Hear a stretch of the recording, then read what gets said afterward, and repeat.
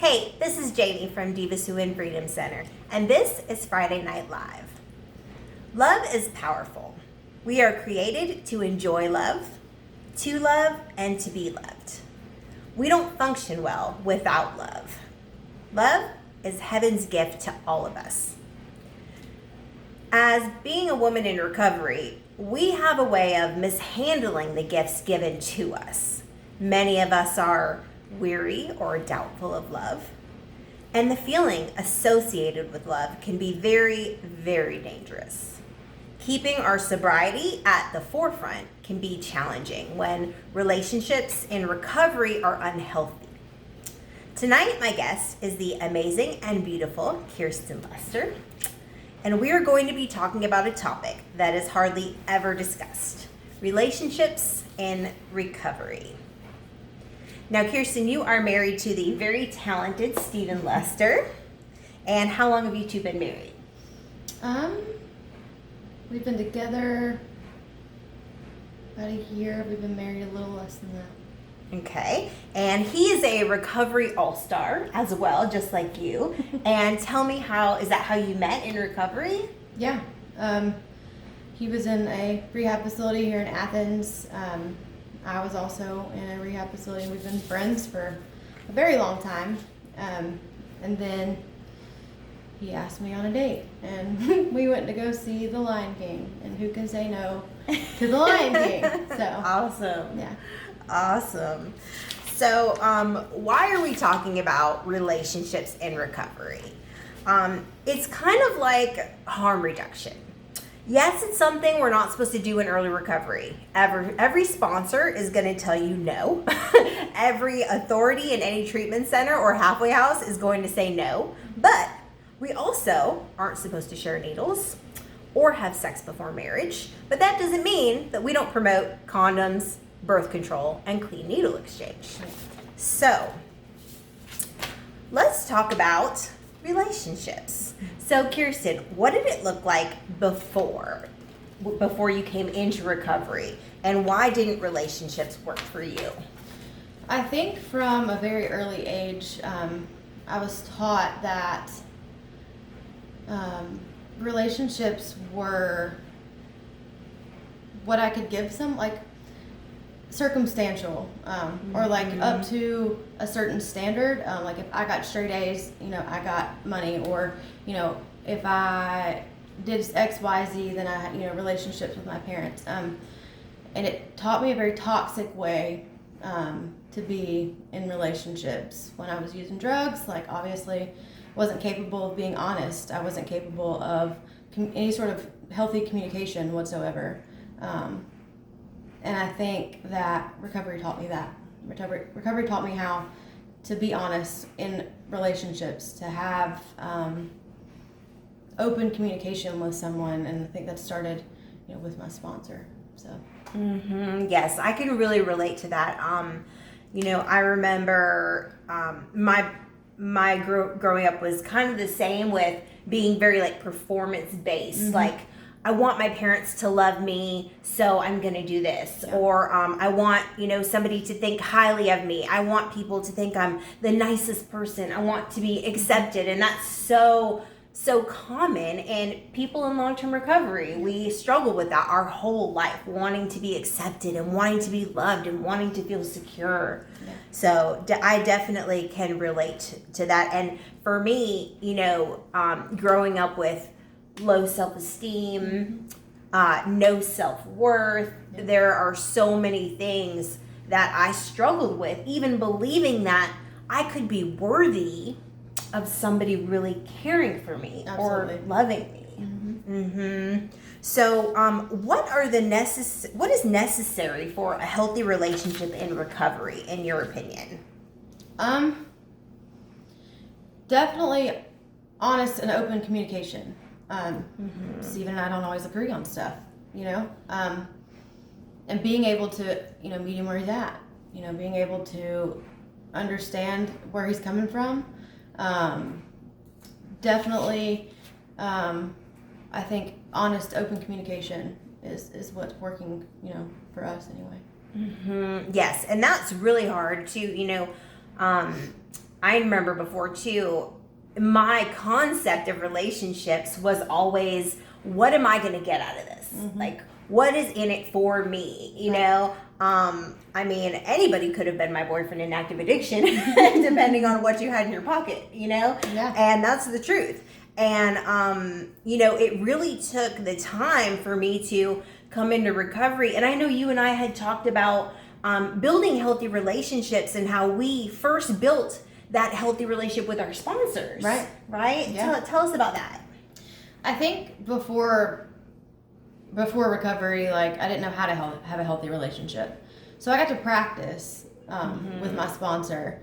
And as I was working steps, I developed trust, you know, because I was telling her things that I wouldn't have told anyone else. You know, we were working through trust, you know, communication, especially, like, you know, I don't always agree with her, you know, or, you know, that bigger picture of, like, somebody, you know, wanting what's best for me. Like, I didn't understand what that meant when I first got into recovery. Like, you wanted what I had because that's what I lived in active addiction. Like, it was about, like you said, you know, what somebody had in their pocket, what I had, you know, mine, and I had to unlearn a lot of those behaviors, and it took lots of practice and lots of telling my sponsor stuff even when I didn't want to, or, you know, being open, being honest, you know, having that two-way communication, and taking, you know, what she said to heart. So Yeah, and it can be so tricky in early recovery. You know, I remember I was about 18 months sober, and I had met this guy, and he had like 6 months sober, and he was very much you know, studious in the Bible, which was my common ground. And, you know, we were in recovery, and he seemed to be doing very well.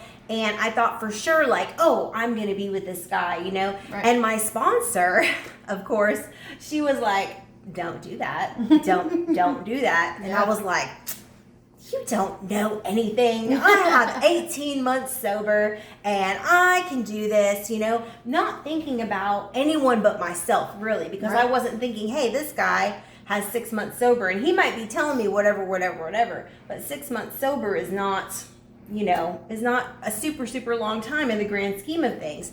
And, you know, this is why it's so important to really consider the other person's recovery when you are in a relationship with two people in recovery. Absolutely. Consider the other person's recovery, because I'll tell you, me and this guy dated for a couple months, and very short, 2-3 months, and I decided that I didn't want to do it anymore. Yeah. And I know that this isn't my fault because I can't control anything that happened, but he did end up leaving the recovery home, relapsing, and 2 years later, he came back, you know, from the setback.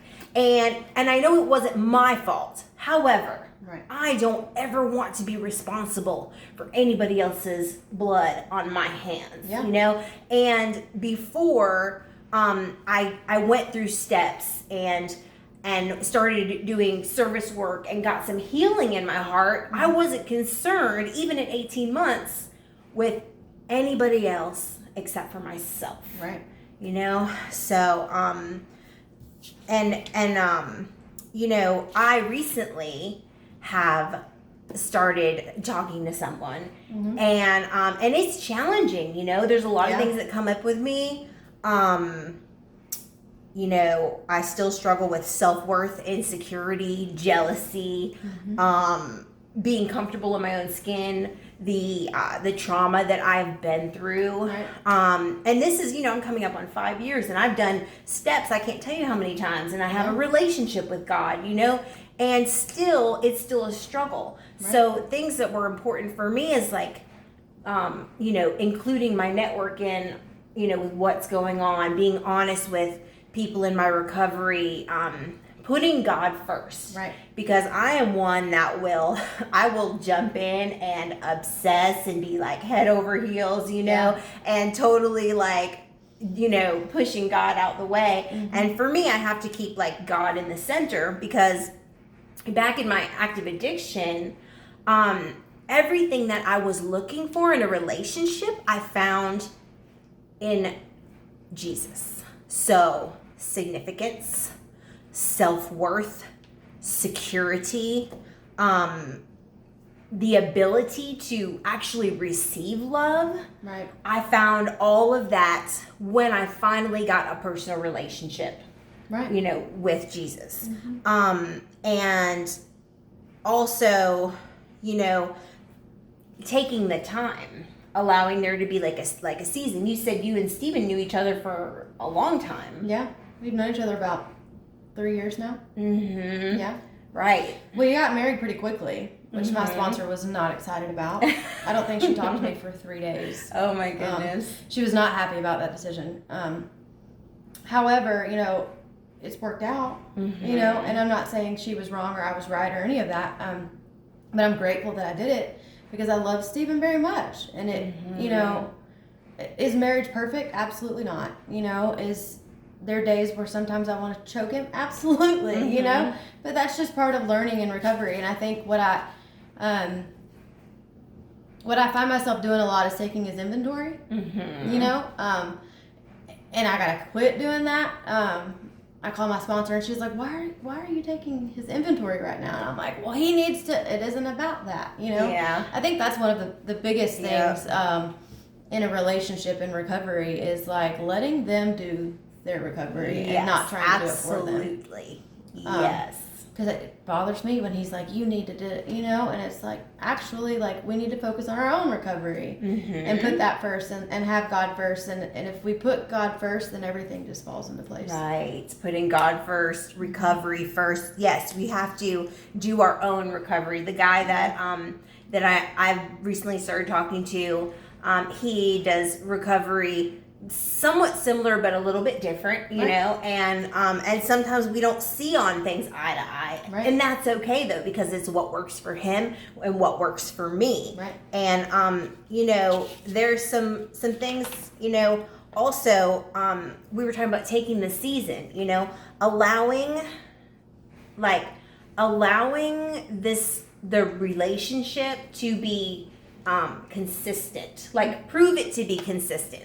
We want to rush in early recovery. We want to rush and find someone and say, we want to be with this person, but taking it slow, having healthy boundaries, right? Like maybe saying, okay, we're not going to hang out 7 days a week. We're only going to hang out, 3 days a week or 2 days a week, and maybe see each other at a common place, like a meeting or church or something like that, and have balance, have balance, because that is something I always struggled with in, my active addiction is just going, it was just like I went from one drug to one drug, I went from one relationship to one relationship, got high off one guy to one guy to one guy, and when I came into, recovery, it was like, I didn't want to do that anymore. And I knew that I had to do things different.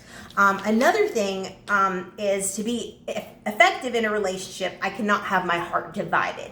Meaning that I can't be talking to 5 or 6 different guys. We talked about that the other night. Yes, having my heart divided. Like I'm saying, good night to this guy, good morning to this guy. Who's got time for that? Who really has time for that? Yes, I could not. But when I was doing it, I was giving pieces of my heart away, and my words have weights, and I don't ever want to devalue my words because they're meant for one special person and not for everybody. And in early recovery, not in my relationship with my husband, but in early recovery, I made that mistake, and I ended up hurting somebody's feelings. And he didn't go to meetings for a long time, and it changed my behavior though. To the point where, when that happened, I don't do that anymore, because it did hurt someone else, and I don't want to be responsible for hurting other people anymore. I did that for a very long time in active addiction, and I don't want to do that anymore. So. Yes, we're not in the business of hurting people anymore. Absolutely not. Another note that I had is, don't trust your heart because your heart is the most deceitful thing. Your heart will tell you all kinds of things. And I have, evidence of that. it says in scripture that God will give you the desires of your heart. Right. But in early recovery, what are you desiring? That's the whole checking your motives. Exactly, Yeah, exactly. Because our motives were not where they are now. That's Nope. for sure. And Kirsten, I personally have gotten to witness your transformation, and you just are the most beautiful, godly woman, and you're just walking this walk, and I'm so proud of you, and I just want to tell you that. And enjoying spending time with the person and staying in the present. Right. Look, I'm not gonna lie. I'm that girl where I'm on the first date and I am envisioning my wedding dress. This is what we're gonna do. We're gonna get married. This is where we're gonna go on our honeymoon. Yeah. Stay in the present. That is so important. Don't be out in left field. Just stay where you're at. What do we call it? Keep your head in your butt, your feet in your butt. Live where your feet are planted. Live where your feet are planted. Yes.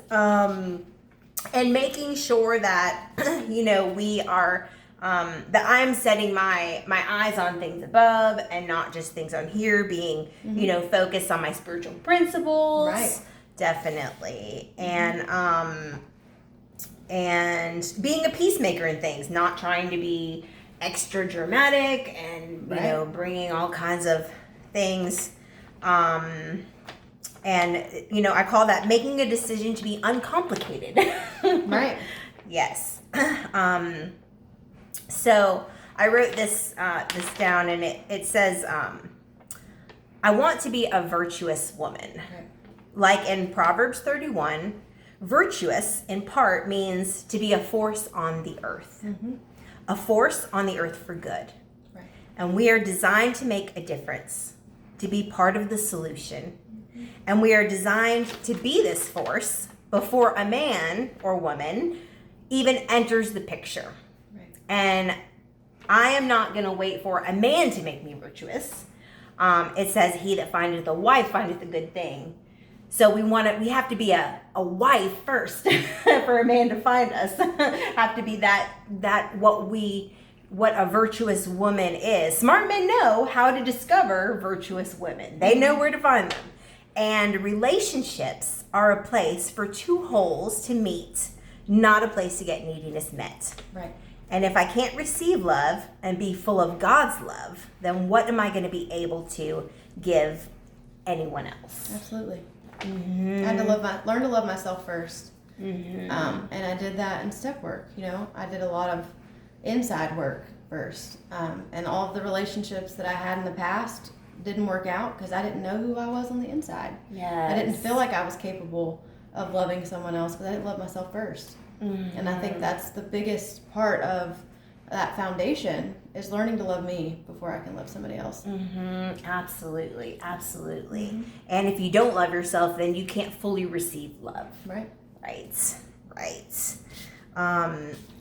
So there is hope in this subject of relationships and recovery and love, and every part of your life can be redeemed and remade, including a healthy and safe love life. Absolutely. God designed all things for his glory, and this means all things. Mm-hmm. Anything else you want to say? Yeah, about all I got. All right. Well, thank you for joining us on Friday Night Live.